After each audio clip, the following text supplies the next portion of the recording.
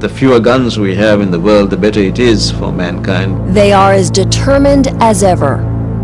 Mr. Chairman, small arms and light weapons are truly weapons of mass destruction. The United Nations conspiring with the majority of its members to do what they've already done to their own citizens. Deny you your firearm freedom. In New York, right here in our own shores, we've got a Trojan horse. They want to set U.S. firearms policy. They want to take the decision away from the U.S. electorate and undermine our Constitution. That's really their ultimate agenda, to bring the United States down from the pinnacle of freedom to simply being another one of these socialist states where the government controls everything. And just who are these gun grabbers? Countries like Japan. We strictly punish and control the possession and the use of small arms by civilians. Britain and Australia. Firearm owners in Australia must also demonstrate a genuine reason for ownership. The Netherlands. It's my firm conviction that the illicit trade cannot be tackled without involving the legal arms trade. And Canada, led by its former Minister of Justice, Alan Rock. Registration is the cornerstone of the entire strategy. Alan Rock is now Canada's voice at the United Nations. His anti-gun agenda is now front and center at the world stage. That's scary.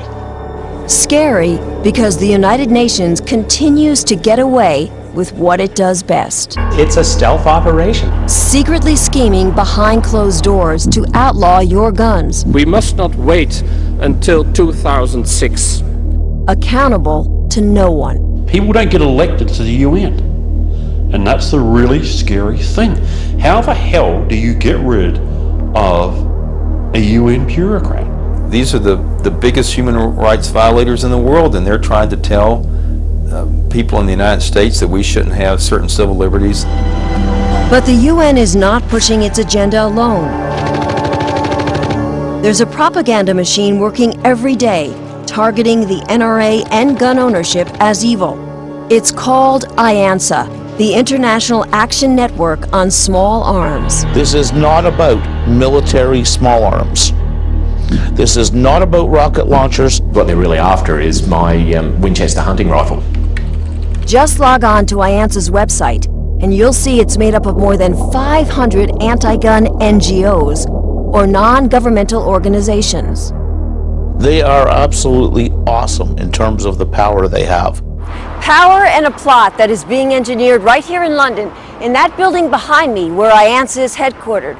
Imagine, nearly 230 years after the American Revolution, there are still forces at work here on British soil, determined to trample on your freedoms. These people believe that ultimately they know how to live your life a heck of a lot better than you do. Hi, I'm Rebecca Peters. But the plot gets even thicker. The woman who heads up IANSA, Rebecca Peters, led the gun ban movement in Australia. It's time for tough gun laws. Gun owners forced to surrender their firearms to the saw blade, scrap heap, and blast furnace. Now, Rebecca Peters is determined to do the same to American gun owners. We phoned Ms. Peters here at her office and also emailed her requesting an interview, but she never called us back. Rebecca Peters is like a live hand grenade with the pin almost out. She is an extremely dangerous person. Dangerous not only because of what she's done, but because of who she knows. She is good at getting funding, and funding is the key. Working for gun hater and billionaire George Soros' Open Society Institute, Rebecca has secured a seemingly endless supply of money for the UN's global gun control agenda. The pro-gun forces are outnumbered, outspent, 20 to 30 to 1. It's huge. We have thus far contributed $1.87 million US. The amount of funding that they're receiving from governments around the world is absolutely staggering. Britain, one of the biggest. After doing some probing, we found out it gave a $2 million grant in 2001 to IANSA through Britain's Global Conflict Prevention Pool's Small Arms Strategy. With titles like that, you can see why the money trail is impossible to trace. I don't know if 10 bloodhounds searching this stuff out with 100 accountants can find it. In fact, you probably didn't know UNICEF is a partner in all of this. Think of the little kid who showed up at your door on Halloween with a UNICEF box. Would you say no? But it's also an instrument to take away your firearms. So the U.S. taxpayers get to pay for a lot of this trash that comes out of the UN to ban what really is a human right. But UN supporters like Amnesty International don't see it that way. The US citizens do not have a blanket right to use these weapons as they feel fit. They think gun owners are primitives who have to be brought into the modern world. And attorney Mark Benenson should know. He was the former chairman for the American branch of Amnesty International. His cousin founded the organization in England in 1961. I recall how horrified they were when they found out that I was a life member of the National Rifle Association. The Brits were paralyzed with dismay, and they didn't know what to do about it. But Mark insists that what they're doing now is not the answer to a safer world. Not at all. I think it will be a safer world for tyrannical governments, and a safer world for the criminals who don't give up their firearms. It certainly will not be a safer world for ordinary people. England and Australia have already proven that. Their gun bans have backfired, crime skyrocketed, and innocent victims left defenseless. Sure, the government's banned private ownership. It hasn't stopped the criminals, no way. Not in any shape or form. It's a crock, it's making no difference whatsoever. I mean, the people on the street, they're going to get their guns anyway, no problem.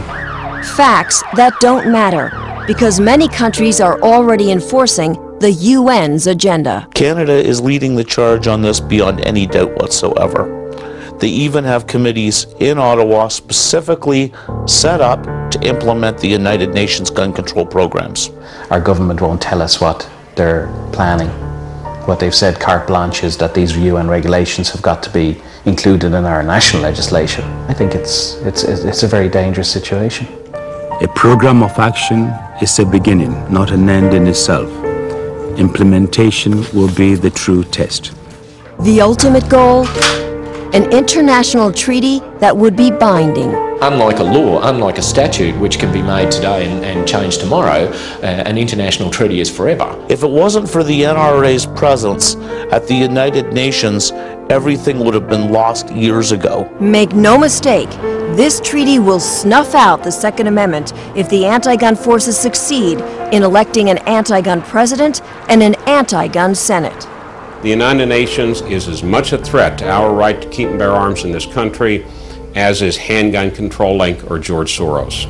Their agenda is very dangerous, it is very clear, and it is very sinister. But on that day, when a treaty is ratified, your gun rights guaranteed by the Constitution will be gone. This is not an issue only for gun owners. It's an issue for everybody who believes in our Constitution and democratic governance. You need to go to your congressmen and to your senators and tell them that in no uncertain terms, the United States government should not back the United Nations programs. They're treading on dangerous ground, and you cannot let your guard down ever. Let there be no doubt. Dictators around the world hate the United States because the United States is free. They're scared of your guns and they're going to come and get them.